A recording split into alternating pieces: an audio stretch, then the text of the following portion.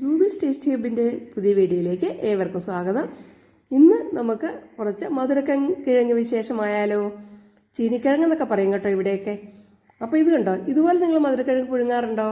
10 minute കൊണ്ട് വെന്ത് കിട്ടും കേട്ടോ.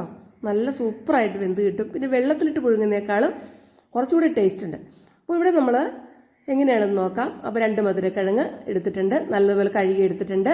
ഇത് നമുക്ക് ഒന്ന് കട്ട് ചെയ്തെടുക്കാം. ഇത് കട്ട് ചെയ്ത് നമ്മൾ എങ്ങനെ വേണമെങ്കിലും കട്ട് ചെയ്യാം. ഞാനിപ്പോൾ ഇവിടെ വട്ടത്തിൽ നിന്ന് കട്ട് ചെയ്യണം. നമുക്കപ്പോൾ തൊലി കളയാനൊക്കെ എളുപ്പമുണ്ട്.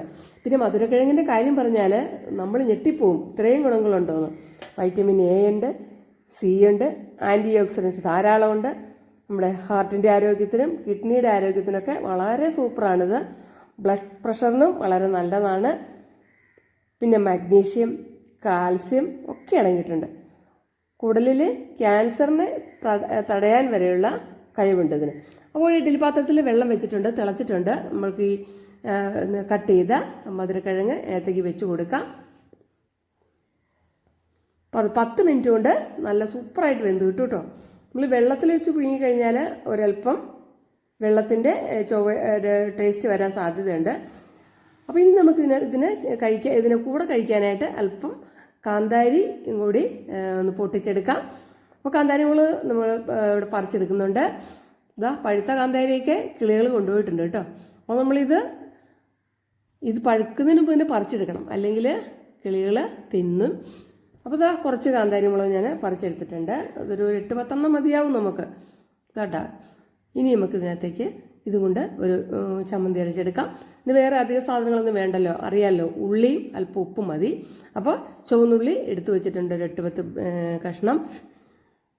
ഇത്തിരി ഉള്ളി കൂടുതൽ ചേർത്താൽ എരിവ് കുറഞ്ഞിരിക്കും, അല്ലെങ്കിൽ വലിയ എരിവായിരിക്കും കേട്ടോ. അതുകൊണ്ട് ഞാനൊരു ഇത്തിരി ഉള്ളി കൂടുതൽ ചേർക്കുന്നുണ്ട്.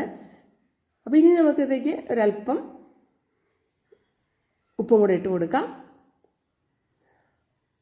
അപ്പോൾ ചിലരിതൊക്കെ ഇതിൽ പുളി ചേർക്കാറുണ്ട് കേട്ടോ. പുളി ചേർക്കാതെയാണ് ഞാൻ ഇവിടെ ചെയ്യുന്നത്. ഈ ചമ്മന്തി നമുക്കറിയാമല്ലോ, ചോറിനും ഒക്കെ നല്ലതാണ്. അപ്പോൾ ധാരാളം ഫൈബർ അടങ്ങിയ നാരടങ്ങിയ ഒരു ഫുഡും കൂടിയാണിത്. അപ്പോൾ നമ്മൾ ഇത് എവിടെ കിട്ടിയാലും നമ്മൾ വാങ്ങിച്ച് ഇത് ഉണ്ടാക്കി കഴിക്കണം. ഒരു മായമില്ലാത്ത ഫുഡാണ്. അപ്പോൾ നമ്മുടെ ചമ്മന്തി കാന്താരി പൊട്ടിച്ചത് റെഡി ആയിട്ടുണ്ട്.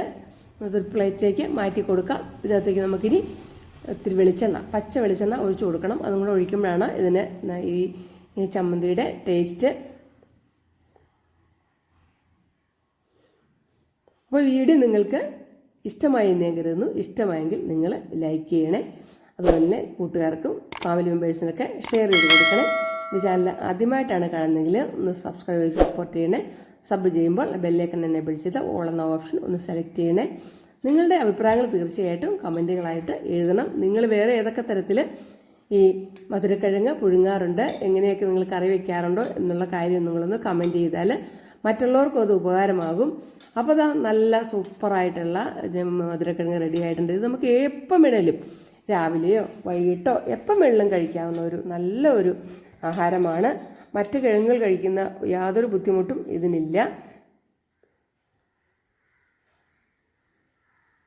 അപ്പോൾ അടുത്ത് യൂസ്ഫുള്ളായ നല്ലൊരു വീഡിയോയിൽ നമുക്ക് വീണ്ടും കാണാം. അതുവരെ എല്ലാവർക്കും good bye. Thanks for watching.